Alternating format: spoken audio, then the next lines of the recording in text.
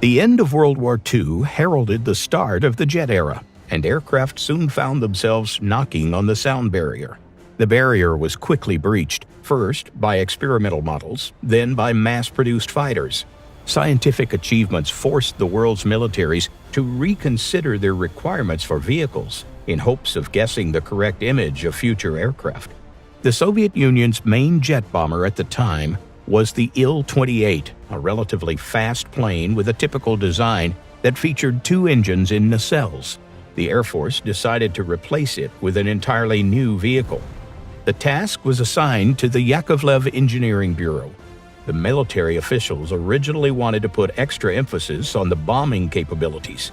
In simple words, they wanted a very fast plane that could breach air defenses at high altitudes, something like a perfect supersonic bomber.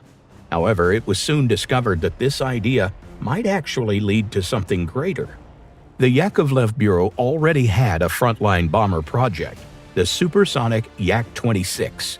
They reused most of the solutions from the aircraft, like the semi-monocoque fuselage and the engine nacelles under the swept wing. The engineers also reinforced the fuselage to improve its load capacity. The work took less than 2 years, because both of the test units were built upon the already existing prototype Yak-26 planes. Alexander Yakovlev, the chief designer, wasn't really interested in the vehicle at first, until he read the test flight reports. The aircraft demonstrated truly promising flight performance. The test flights were so good that the Bureau rushed the aircraft to the state trial stage. As the result, one of the Yak-28s barely avoided a tragedy due to a fuel line malfunction. Thankfully, the pilot managed to land it outside the airfield. The actual trials were uneventful and ended well. The aircraft was the only mass-produced Soviet bomber to achieve supersonic speed in regular flight. The first Yak-28 modifications were produced in limited numbers, including the 1960 bomber known as the Yak-28B. Its main difference from the earlier models was the RPB-3 radar system.